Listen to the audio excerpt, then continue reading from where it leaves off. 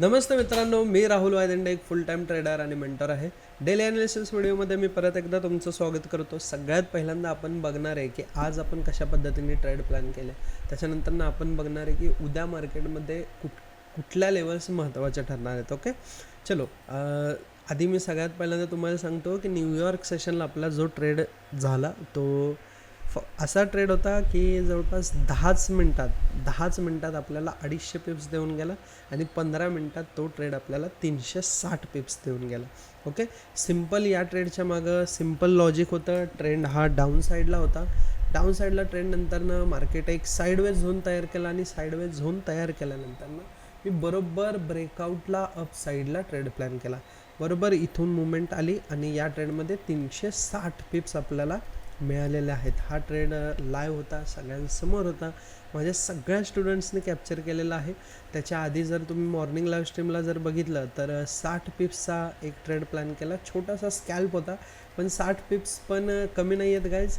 60 पिप्स म्हणजे एका स्टँडर्ड लॉटनी जर तुम्ही ट्रेड प्लॅन केला तर $600 तुम्हाला मिळू शकतात. ओके, सो हा ट्रेडसुद्धा चांगला झाला. 60 पिप्सचा मोठं टार्गेट होतं या ट्रेडमध्ये माझं 100-120 पिप्सचं, बट ते मला अचीव करता आलं नाही. त्याच्यानंतरनं 60 पिप्सला आपली 20%च फक्त क्वांटिटी जी आहे ती होल्ड होती, बाकी सगळी आपली बुक झालेली.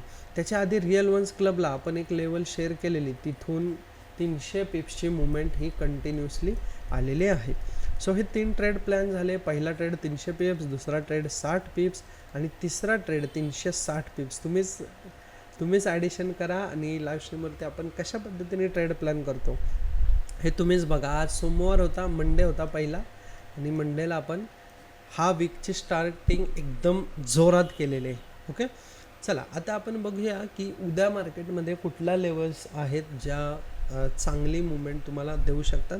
सगळ्यात आधी मी तुम्हाला स्विंग ट्रेडसाठी सांगतो.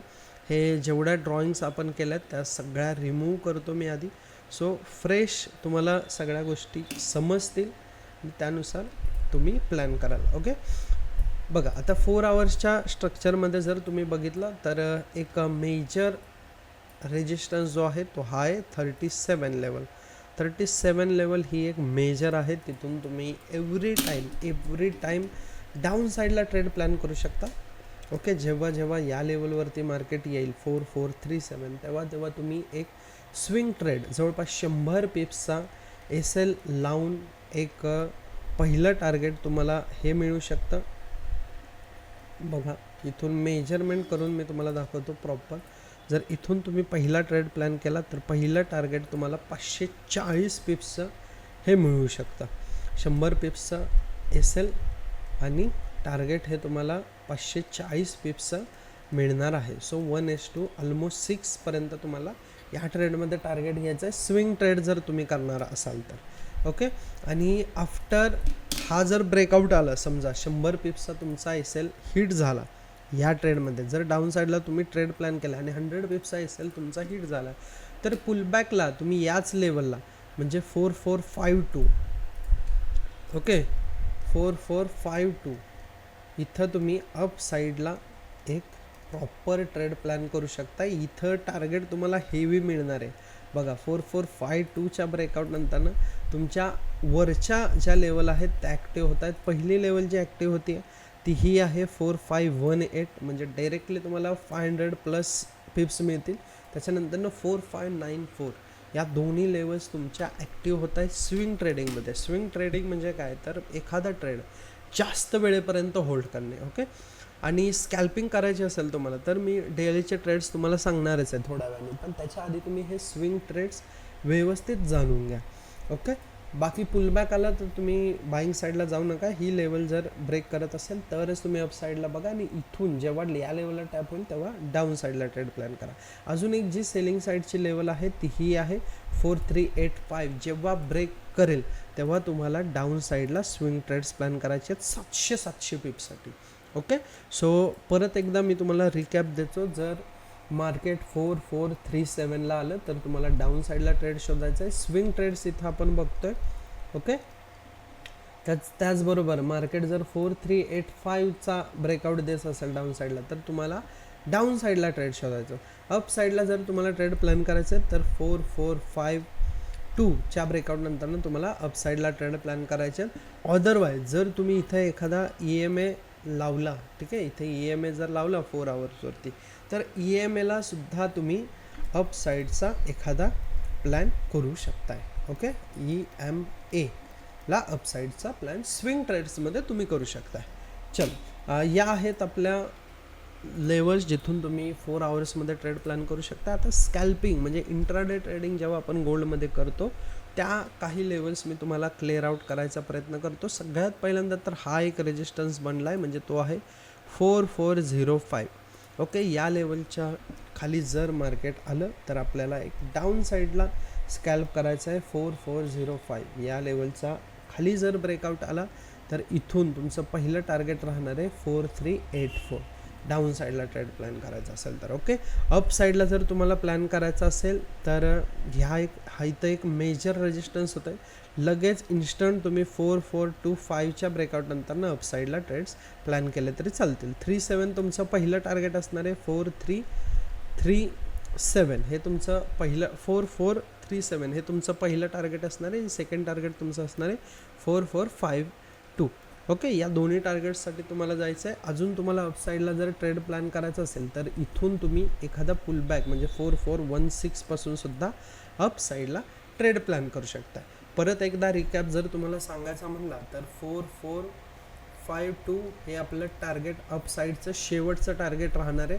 त्याचबरोबर तुम्हाला ट्रेड कुठं प्लॅन करायचं आहे तर त्याच्या आधी हे एक टार्गेट आपल्याकडे 37 हे टार्गेट 1 हे टार्गेट 2. ट्रेड्स प्लॅन करताना आपल्याला कुठं करायचे आहेत 4425च्या ब्रेकआउट नंतरनं. ओके, आणि त्याचबरोबर 4416 पुलबॅक आला तर हे झालं फॉर अपसाईड. आणि जर डाऊन साईड तुम्हाला करायचं असेल तर 4405 ही लेवल ब्रेक होऊ देत. ओके, अजिबात त्याच्या आधी ट्रेड प्लॅन करू नका, कारण जोपर्यंत ही लेवल ब्रेक करत नाही तोपर्यंत मार्केटमध्ये बुलिश प्रेशर ॲक्टिव्ह आहे. 4405 अदरवाईज 4385 या दोन्ही लेवल्स खाली आल्या तर इथून हे पहिलं टार्गेट आणि इथून डायरेक्ट 4372 टार्गेट राहणार आहे. ओके, चलो, अशा पद्धतीने ट्रेड्स प्लॅन करायचे. होप सो तुम्हाला समजलं असेल आणि तुम्हाला या लेवल्स ट्रेडिंगमध्ये नक्कीच हेल्प करतील. चलो, ज्यांनी अजून अकाउंट ओपन केलं नाही आहे GTCमध्ये त्यांनी लवकर जाऊन अकाउंट ओपन करा. रिअल वन्स क्लबवरती जॉईन करा. आणि मी जसं तुम्हाला सांगतो की पुढचे 3 महिने गाईज 3 महिने आपल्या इन्स्टिट्यूटला तुम्ही बघून देऊन बघा. सगळ्यात पहिल्यांदा तुम्ही कोर्स जॉईन करा. थोडेफार पैसे जातील तुमचे. बघा, कोर्सची फीज पण आपली जास्त नाही आहे. 10,000 to 12,000 जर ऑनलाईन ऑफलाईन तुम्ही परचेस केला तर त्याच्यावरती डिपेंड आहे. त्याच्यानंतरनं तुम्हाला 3 महिने सोबत लाईव्ह स्ट्रीमला राहायचं आहे.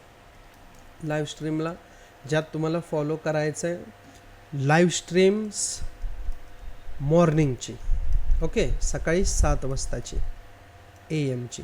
त्याच्यानंतरनं लाईव्ह स्ट्रीम तुम्हाला जॉईन करायची 6 PM आणि रिअल वन्स क्लब. या 3 गोष्टी फॉलो करा. पुढच्या 3 महिन्याने तुमच्या ट्रेडिंगमध्ये तुम्हाला नक्की ग्रोथ दिसेल. ओके, जर ग्रोथ करायची असेल तर तुम्हाला सगळीकडे फिरून या. मी म्हणत नाही सगळ्या मेंटॉर्सला तुम्ही भेटून या, बोलून या, पण शेवटी तुम्हाला महाराष्ट्रात पूर्ण एकच मी परत एकदा सांगतो, एकच तुम्हाला असा व्यक्ती भेटणार आहे जो लाईव्ह येऊन स्वतः ट्रेड देतो आणि एवढ्या गोष्टी प्रोव्हाइड करतो. एवढ्या गोष्टी कोण प्रोव्हाइड करत बसत नाही फ्रीमध्ये.